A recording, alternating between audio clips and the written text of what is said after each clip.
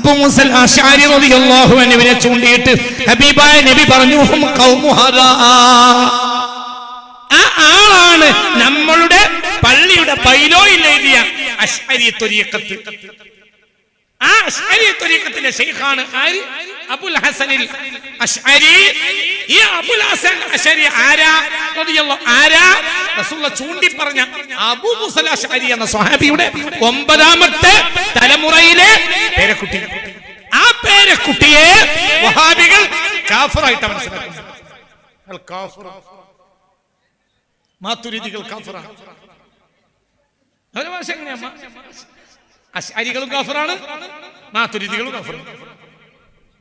കഴിഞ്ഞ കൊല്ലം തുർക്കിയിൽ ഒരു പള്ളി, മ്യൂസിയമായൊരു പള്ളി ഒരു വെള്ളിയാഴ്ച ഉദ്ഘാടനം ചെയ്ത്. നിങ്ങൾക്കറിയാം, കഴിഞ്ഞ 2020 2021 ഓർമ്മയില്ലേ? ഒരു പള്ളി. എന്താ നിങ്ങൾക്ക് ഓർമ്മയില്ലാത്ത? തുർക്കിയിൽ ഒരു പള്ളി, വലിയ ചർച്ചയായ, അതിലേക്ക് പോകുന്നില്ല, അതുകൊണ്ടാണ് ഞാൻ പറയാത്തത്. തുർക്കിയിൽ ഒരു പള്ളി, ഒരു മ്യൂസിയമായ പള്ളി, തുർക്കിയിലെ പ്രസിഡന്റായ തൊയ്യിബ് ഉർദുഗാൻ എന്ത് ചെയ്തു? അത് പള്ളിയാക്കി, തിരിച്ചു പള്ളിയാക്കി.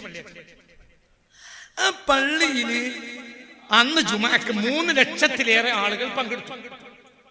ഈ ജുമായെ കുറിച്ച് പിന്നീട് വഹാബികൾ ഫത്വ ഇറക്കി. എന്താ? ആ ജുമായിൽ പങ്കെടുത്ത ആളുകൾ മടക്കി നിസ്കരിക്കണം. കാരണം അന്നത്തെ ഇമാം മാതുരിദിയ, അയാൾ ഗാഫറ.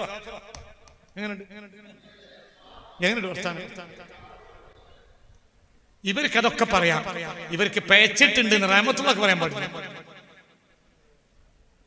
ഇവർക്ക് എന്ത് പറയാം? ഇവർക്ക് കാഫിർ എന്ന് പറയാം, ഫുൾഫുർ എന്ന് പറയാം, അരഫുർ എന്ന് പറയാം, മുക്കഫുർ എന്ന് പറയാം, ഒക്കെ പറയാം. നമുക്ക് ഇവർക്ക് പേച്ചു എന്ന് പോലും പറയാൻ പാടില്ല. നമ്മൾ ഇവർ കാഫിറാണെന്ന് പറയുകയുമില്ല.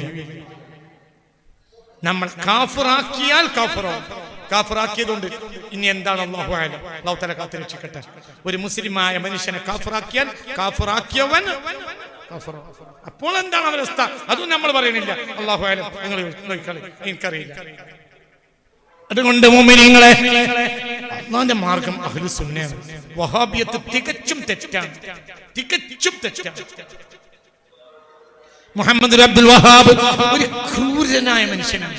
എല്ലാവരോടും വെറുപ്പ് കാണിച്ച ഒരു മനുഷ്യനാണ്. ദീനിൽ വെറുപ്പ് എന്നൊരു സംഗതി ഇല്ല. എന്ത് വെറുപ്പ്? ആരോട് വെറുപ്പ്? ദീൻ എന്താ? ദീൻ വമാ അർസൽനാക ഇല്ലാ റഹ്മത്തൽ ലിൽ ആലമീൻ. ലോകത്തെ കരുണാകടാക്ഷം കൊടുക്കാൻ വേണ്ടി വന്ന ആളാണ് മുഹമ്മദ് മുസ്തഫ. ഇത് വഹാബിയാണോ? ആവുക ഇല്ലേ? തലവിട്ട്. ഇങ്ങനെയാണ് മുഹമ്മദ് അബ്ദുൽ വഹാബ് പഠിപ്പിച്ചത്. അങ്ങനെ 4 ലക്ഷം ആളുകളെയാണ് അവർ കൊന്നൊടുക്കിയത്. 4 ലക്ഷം.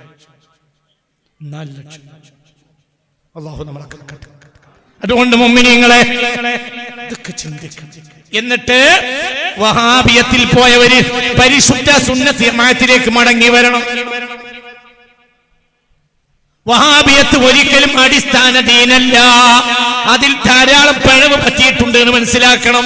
ആ പിഴവ് കേവലം പിഴവല്ല, അത് ഖുനൂത്ത് ഓതലും ഓതാതിരിക്കലും എന്ന പിഴവല്ല. അത് തറാവീഹ് നിസ്കരിക്കലും നിസ്കരിക്കാതിരിക്കലും എന്ന പിഴവല്ല. പിന്നെ ഏതാണത്? അത് മുസ്ലിം ഉമ്മത്തിനെ കാഫിറാക്കിയ പിഴവ. അതിന് വലിയ പ്രശ്നം. ദുനിയാവിൽ നട്ടം, ആഖിറത്തിൽ നട്ടം. അതുകൊണ്ട് മഹാന്മാരായ അല്ലാഹുവിന്റെ ആരിഫീങ്ങളെ മാർഗം പിന്തുടരണം. ഇതാ ഈ കിടക്കുന്ന മനുഷ്യൻ 500 കൊല്ലം മുമ്പ് ഇവിടെ വന്നതാണ്. മഹാനായ അസ്സയ്യിദ് മദനിയിൽ ഉള്ള ആളമേ, അല്ലാഹ് ഇവരെ ദറജ ഏറ്റി കൊടുക്കണമേ റബ്ബേ. ഈ വടക്കൻ മലബാറിലും ദക്ഷിണ കർണാടകയിലുമെല്ലാം വെളിച്ചം നൽകിയ മഹാനാണ്. 500 കൊല്ലം മുമ്പ് ഈ നാട്ടിൽ വന്ന സുന്നത്ത് ജമാഅത്തിന്റെ സുൽത്താനാണ് മഹാനായ സയ്യിദ് മദനി റഹ്മഹുല്ലാഹ്. അല്ലാഹ് അവരെ ദർജ ഏറ്റി കൊടുക്കണമേ റബ്ബേ. ഏത് നാട്ടിലും സുന്നത്ത് ജമാഅത്തിന്റെ സൂഫികൾ, സയ്യിദന്മാർ, ആലിമീങ്ങൾ അത് വന്നിട്ടാണ് ദീനിനെ വെളിച്ചം കൊടുത്തത്. ഖാജാ, മഹാനായ ഖാജാ, സുൽത്താനായ ഖാജാ സലീം ചിശ്തിയുടെ അടുത്ത് അക്ബർ ചെന്ന്, എനിക്ക് കുട്ടികൾ ഉണ്ടായിട്ടില്ല, എനിക്കൊരു കുട്ടി ഉണ്ടാവണം എന്ന് പറഞ്ഞ് കരഞ്ഞു. അക്ബർ ചക്രവർത്തിയോട് സലീം ചിശ്തി പറഞ്ഞ്, ഇന്നോടല്ലടാ പറയേണ്ടത്, രാജാവിനോട് പോയി പറ.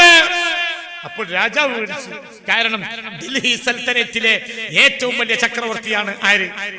അക്ബർ. ആരപ്പ എന്നെക്കാളും വലിയ രാജാവ്? പരിഭ്രാന്തനായി നിന്ന് ഉസ്താദ വലിയ ആളാ. അപ്പൊ സലീം ചിശ്തിയോട് എതിര് പറയാൻ പറ്റൂല. ഞാൻ അത്ഭുതത്തോടു കൂടെ നിന്നു. എന്നോട് വന്നിട്ട് പറഞ്ഞിട്ട് കാര്യമില്ല, കുട്ടിനാണെങ്കിൽ രാജാവിനോട് പറയാം. അപ്പോൾ മനസ്സിലായില്ല. അപ്പോൾ പറഞ്ഞു, ഇയല്ലടാ സുൽത്താൻ, സുൽത്താൻ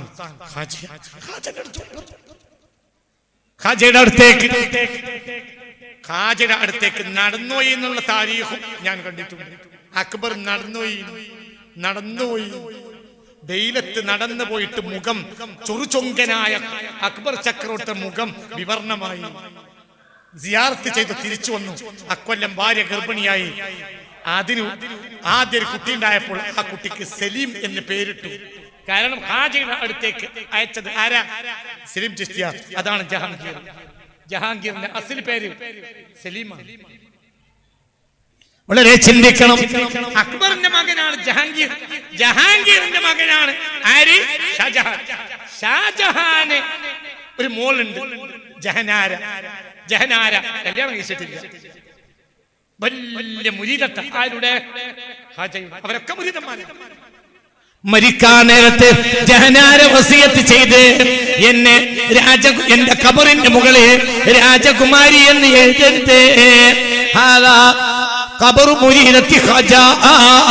ഇത് ഖാജയുടെ മുരീദത്തിന്റെ ഖബറാണെന്ന് എഴുതിയാൽ മതി.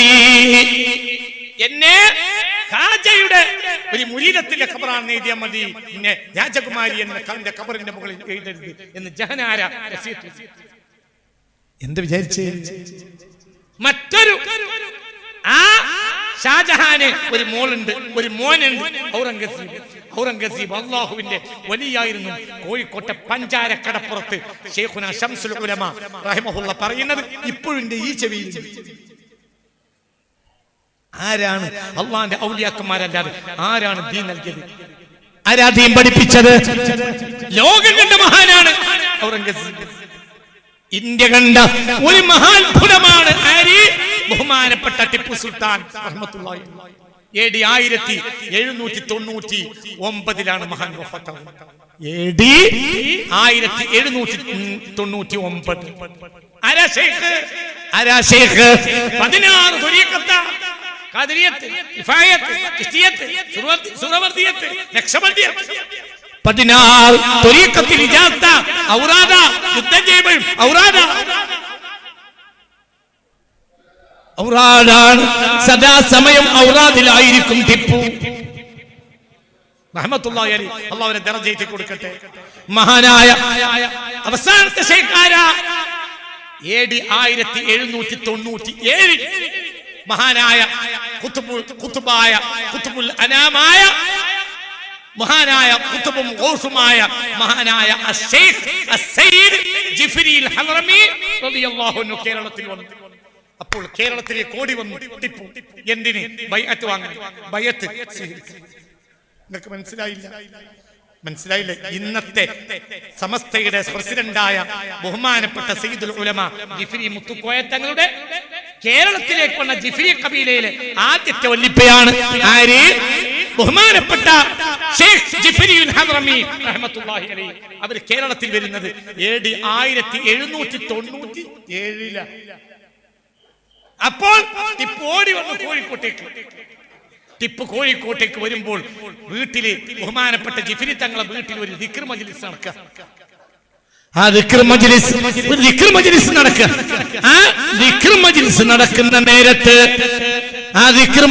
നടക്കുന്ന നേരത്ത് ഭക്ഷണത്തില് ചെറിയ ഒരു പാത്രത്തിൽ ഭക്ഷണം വെച്ചിട്ടുണ്ട്. ആ ഭക്ഷണത്തിലേക്ക് ബഹുമാനപ്പെട്ടവർക്കറിയാം ടിപ്പു വരുന്നുണ്ട്. ആർക്കും അറിയില്ല. അവര് പറഞ്ഞ് വെള്ളം തിളച്ചു കഴിഞ്ഞാല് നിങ്ങള് അരിയിടരുത്, അരിയിടാൻ എന്നെ വിളിക്കണം. അരി ഇട്ടതാരാ? ബഹുമാനപ്പെട്ട ഷെയ്ഖ് ജിഫ്രി അൽ ഹദ്റമി റഹ്മത്തുള്ളാഹി അലൈഹി തന്നെ.